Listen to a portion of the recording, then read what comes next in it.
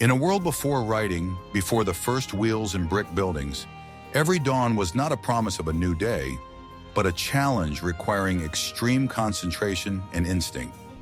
It was a time when the earth did not forgive mistakes. None of today's comfortable inhabitants, surrounded by electricity and access to information, would have lasted a day. Their ideas about survival would be reduced to nothing in the face of the harsh realities of the Stone Age. Every shadow, every rustle mattered. Their choice was simple: adapt instantly or disappear. The art of survival was not a skill, but a state of being. The lack of basic knowledge about nature, animal behavior, and edible plants would have been a death sentence. Watch until the end to find out what daily survival really required of early humans, long before civilization got its name.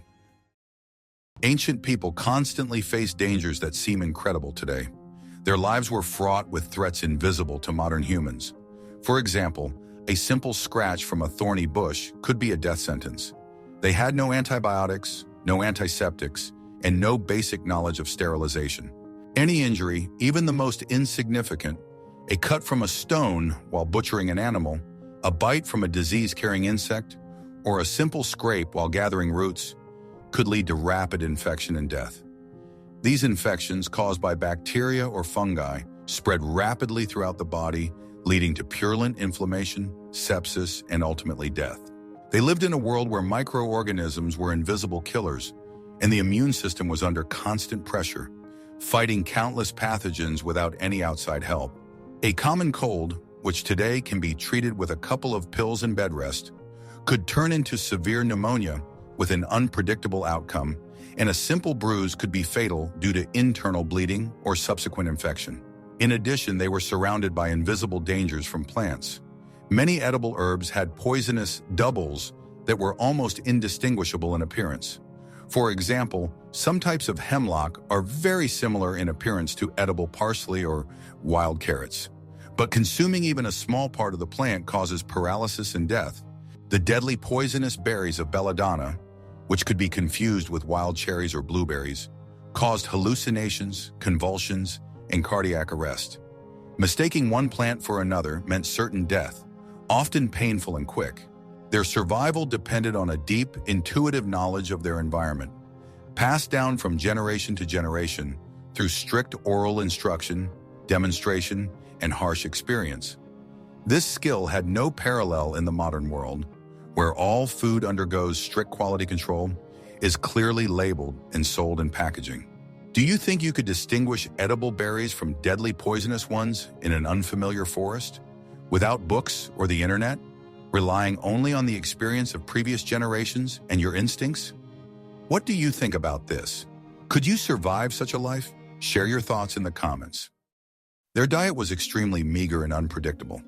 They did not have constant access to food like we do today, where you can just go to the store.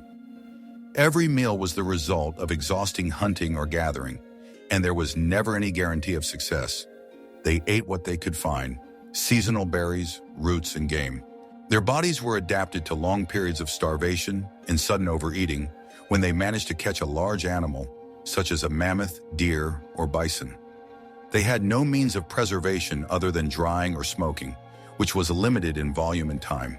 But what happens when the food runs out and the tribe has to decide who eats first?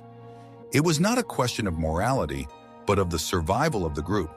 The strong and healthy individuals, capable of continuing to hunt and defend the tribe, had priority in obtaining food. It was cruel, but necessary for the survival of the species in conditions where every member of the group had to contribute to the common cause. Otherwise, the entire community would perish.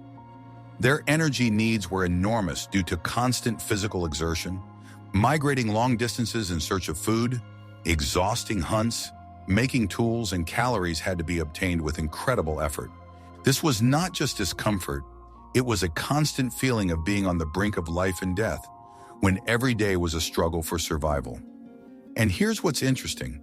How did they cope with this eternal deficit, which it would seem should have wiped them out? For ancient people, the concept of hygiene, in the modern sense, did not exist. They lived in close contact with dirt, waste, and sources of infection. Settlements, even temporary camps, were essentially accumulations of organic waste. food scraps, bones, excrement, which created an ideal environment for bacteria and insects to thrive. Bathing was a rare event, often associated with practical necessity, such as after hunting or a long journey, rather than with cleansing.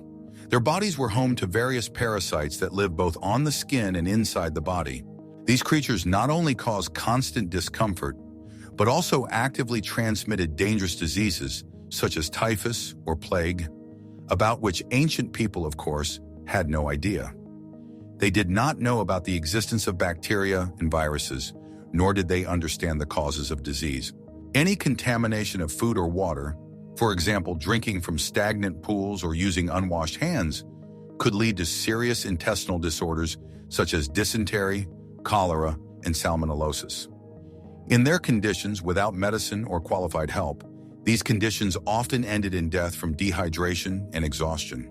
Their immune systems were constantly under stress, fighting an endless stream of pathogens that constantly attacked the body. Constant itching from parasites, skin inflammation from minor wounds and bites, and internal discomfort from food poisoning were all part of their daily lives. This was not just discomfort, it was an integral part of their existence, constantly undermining their health and strength, shortening their lifespan, and making them vulnerable to any external threats. Their lives were completely dependent on the whims of nature. Ancient people had no permanent, reliable shelter from the elements that could protect them from any natural disasters. Wind, rain, snow, scorching sun, and sometimes hail or freezing rain, all of this fell upon them mercilessly. They slept under the open sky, in natural caves, or under primitive shelters made of branches and animal skins, which provided only minimal protection. Cold nights and heavy rains were commonplace, leading to hypothermia and colds, which, as already mentioned, were often fatal. How did they manage to keep the fire going during heavy rains without shelter? This required incredible ingenuity and skills bordering on artistry. They used dry branches, tree resin, and flint, guarding each ember like the apple of their eye. Fire was not just a source of heat, it was the center of their lives, a means of cooking food, scaring away predators, and a source of light in the pitch-black darkness of night. Losing fire meant not only cold and the inability to keep warm, but also a lack of protection from predators and the inability to cook food, which threatened the survival of the entire group. Every storm was a test of their will and skills, requiring maximum unity and ingenuity to preserve the precious flame. Their existence was a constant struggle against the elements, where nature was the most powerful and unpredictable enemy. And this struggle for survival was much more complicated than just trying to stay dry or warm. They mastered survival in the wild, but how did this affect their daily lives and the distribution of responsibilities within the tribe? In the Stone Age, there was no division of labor as we understand it today. Every member of the tribe had to be a jack of all trades, capable of performing a wide range of tasks necessary for survival. They did not have separate professions like we do today, blacksmiths, bakers, or doctors. Their skills were comprehensive, covering all aspects of daily life. Hunter, gatherer, craftsman, defender. All these roles were combined in one person. For example, the same individual could participate in a mammoth hunt in the morning, process hides in the afternoon, and make flint tools in the evening. Such versatility was not a choice but a necessity dictated by the harsh conditions of existence. They had to make their own tools from stone, bone, and wood, obtain food by hunting game and gathering plants, and build temporary shelters using available natural materials. Their life was one of continuous physical labor, from dawn to dusk, with no breaks for weekends or vacations. Every minute of their waking hours was devoted to the struggle for survival, leaving little time for other activities. Their bodies were resilient, but constantly subjected to wear and tear from heavy labor. Sprains, fractures, chronic joint and back pain were all part of their daily existence. They had no time for rest and recovery in the modern sense. Every day demanded maximum effort. For example, a hunter who broke his leg could not count on sick leave or medical care. His recovery depended on his physical endurance and the support of his fellow tribesmen. Any injury could put a person out of action, making them a burden on the tribe, because every member of the group was important for the collective survival. If a hunter could not hunt or a gatherer could not walk, this directly affected the food supply of the entire tribe. This threatened the survival of the entire group if one of its members became incapacitated. Their existence was focused on immediate needs, satisfying hunger and maintaining safety in the here and now, and long-term planning was limited to the coming seasons when it was time to gather berries or migrate. Long-term planning, such as creating large reserves for several years or building permanent dwellings, was virtually impossible due to the unpredictability of their lives. Their social structures were simple but very rigid, based on pragmatism and the need for survival. The tribe was a single organism where each member played a role determined by age, gender, and skills. For example, young men were more likely to hunt, while women gathered food and tended the fire. These roles were strictly regulated, and deviation from them could have serious consequences for the entire group. Violating the rules or disobeying the elders, who possessed wisdom and experience, could have fatal consequences for the offender. The elders made important decisions, such as choosing a place to settle or a migration route, and their authority was unquestionable. Expulsion from the tribe, which was the ultimate punishment, meant certain death in the wild, where a lone individual could not survive. Solidarity and cooperation were the basis of their survival, as only through joint efforts could they withstand the dangers of the outside world, whether predators or hostile tribes. Is it true that they shared partners throughout the clan?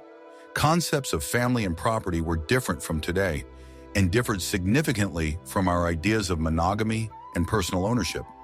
Their reproductive strategies were aimed at the survival of the clan and maintaining genetic diversity within a small group, rather than individual attachments. For example, there may have been a practice of exogamy, where marriages were arranged with members of other clans to strengthen ties and prevent inbreeding.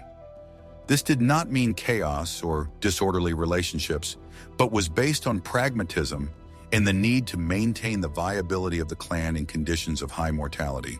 Their relationships were permeated by mutual dependence, where personal interests were subordinate to the interests of the tribe, since the well-being of the individual was inextricably linked to the well-being of the entire group.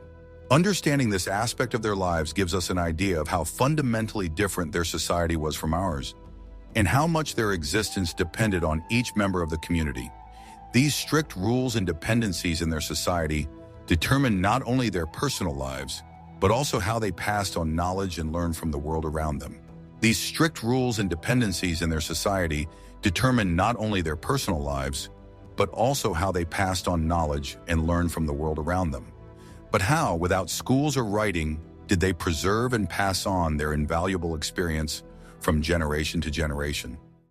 Knowledge was passed down exclusively through oral tradition and direct experience.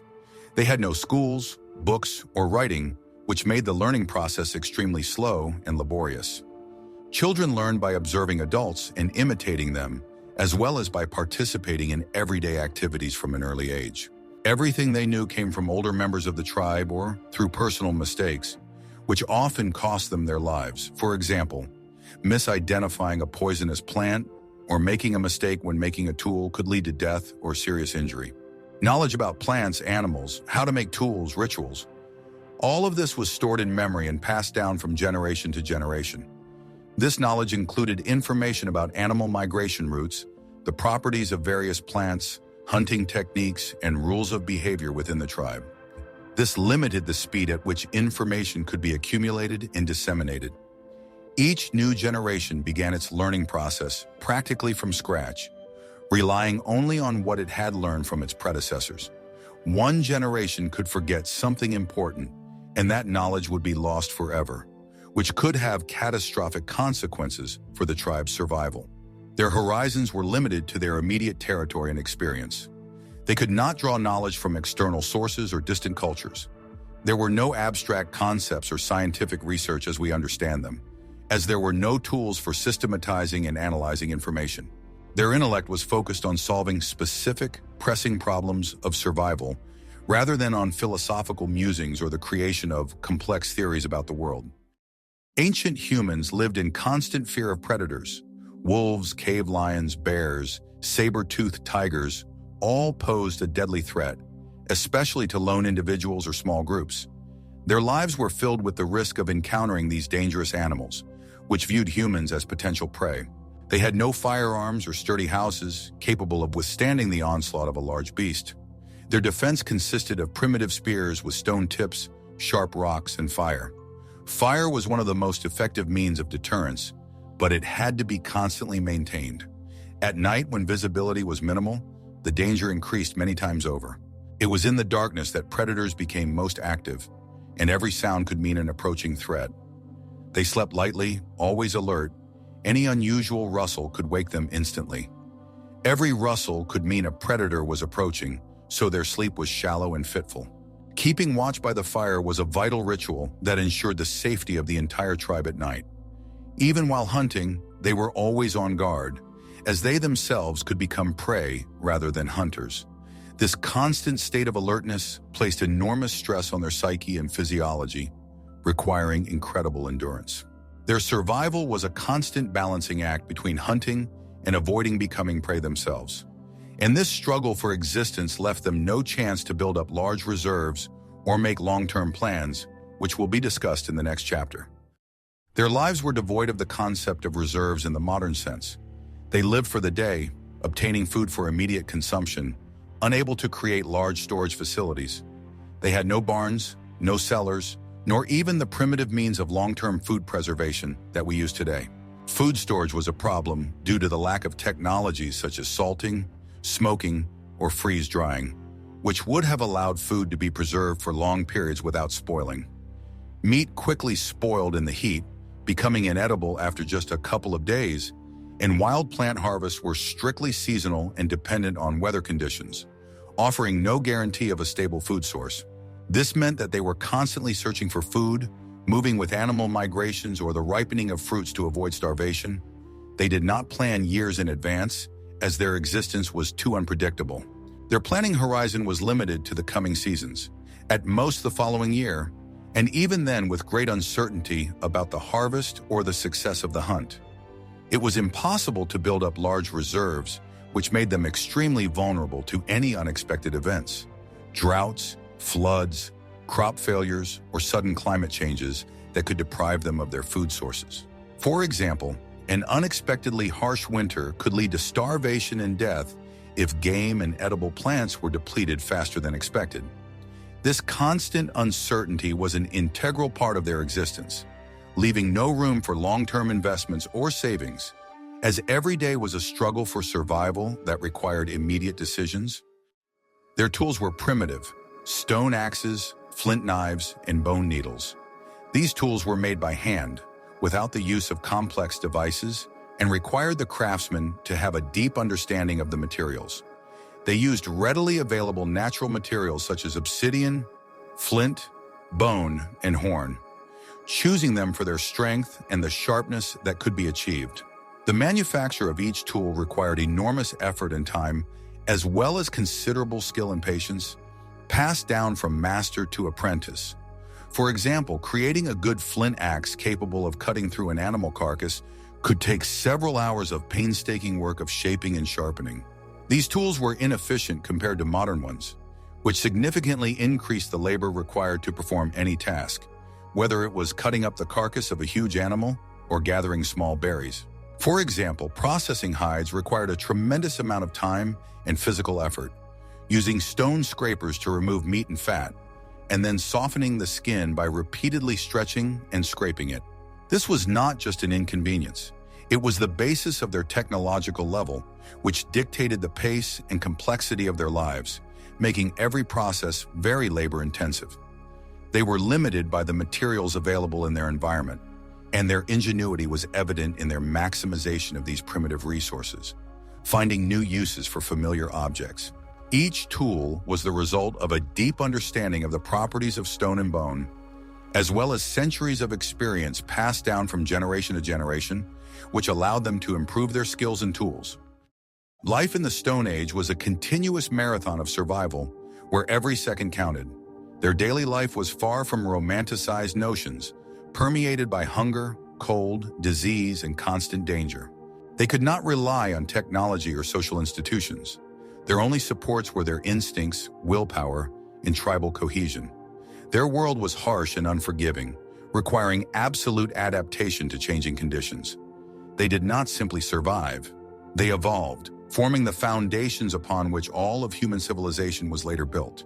Their experience gives us a deep understanding of the true value of human existence, stripped of all modern conveniences. What aspect of their daily life surprised you the most? Subscribe to learn more about the prehistoric world.